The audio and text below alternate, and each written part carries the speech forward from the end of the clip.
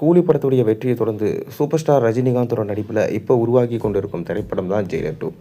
இந்த ஜெயிலர் 2ஆம் பாகத்தை நெல்சன் அவர்கள் தான் எடுத்துகிட்டு இருக்காரு. மேலும் இந்த படத்தில் சூப்பர் ஸ்டாரோடு சேர்ந்து முதல் பாகத்தில் நடித்த அனைவரும் நடிச்சிட்டு வராங்க. மேலும் இந்த படத்தில் சூப்பர் ஸ்டாரோட பாலையா மற்றும் எஸ்ஜே சூர்யா ஒரு முக்கியமான வேடத்தில் நடிக்கிறதா சொல்லப்படுகிறது. அதைத் தொடர்ந்து பார்த்தீங்கன்னா சூப்பர் ஸ்டார் ரஜினிகாந்தோடைய தலைவர் 173 படம் இதை யார் எடுப்பாங்க, இதுதான் மிக பெரும் கேள்வியாக இருக்குது. ஏன்னா சமீபத்தில் தான் இந்த படத்தை சுந்தர்சி எடுப்பார் என சொல்லப்பட்டு வந்தது. மேலும் அதற்கான அதிகாரப்பூர்வமான அறிவிப்பும் கமல் வெளியிட்டார். கடைசியில் சுந்தர்சி இந்த படத்திலிருந்து விலகுவதா வெளியே சென்று விட்டார். தொடர்ந்து இந்த படத்துடைய கதை தேர்வு நடைபெற்று வருது. அப்படி தான் பார்த்தீங்கன்னா KS ரவிக்குமார், ராஜமௌலி, ஷங்கர் என தொடர்ந்து அடுத்தடுத்தவரிடம் கதை கேட்டுட்டு வராராம் சூப்பர் ஸ்டார் ரஜினிகாந்த். இப்போ லோகேஷ் மீண்டும் ரஜினிகாந்திடம் ஒரு கதை சொல்லியிருக்காராம். அதாவது கூலி படம் கொடுத்த அடி சாதாரணமான அடி இல்லை, ரஜினிக்கே மன வருத்தம் வந்து விட்டதுன்னா பார்த்துக்குங்க. 1000 கோடி எல்லாம் அடிக்கும் அளவிற்கு இந்த படத்தின் மீதான எக்ஸ்பெக்டேஷன்ஸ் ரொம்ப அதிகமாக இருந்துச்சு. ஆனால் கடைசி நேரத்தில் லோகேஷ் இந்த படத்தோட திரைக்கதையை சரியாக அமைக்காததுனால 500 கோடி மட்டுமே எடுக்கப்பட்டது. ஆவரேஜான படமாக போச்சு.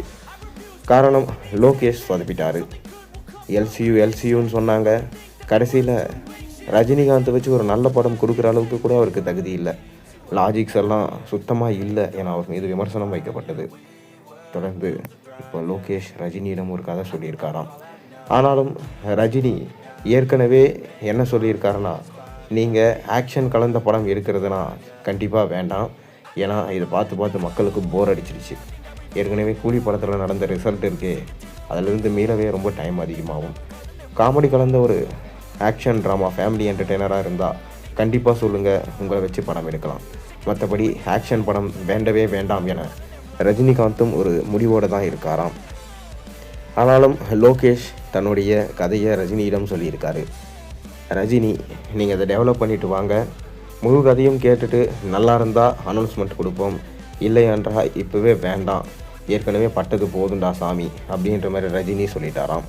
இதனால் கமலுமே பார்த்திங்கன்னா லோகேஷிடம் மனம் தளராமல் கண்டிப்பாக இன்னொரு கதையை ரெடி பண்ணி எடுத்துகிட்டு வாங்க, நான் கண்டிப்பாக ரஜினியிடம் பேசுகிறேன் என்று சொல்லியிருக்காராம். மேலும் ரஜினி கமல் ப்ராஜெக்டே லோகேஷ் தான் எடுக்கிறதா இருந்துச்சு. கடைசியில் அந்த ப்ராஜெக்டையே கைவிட்டு போயிடுச்சு.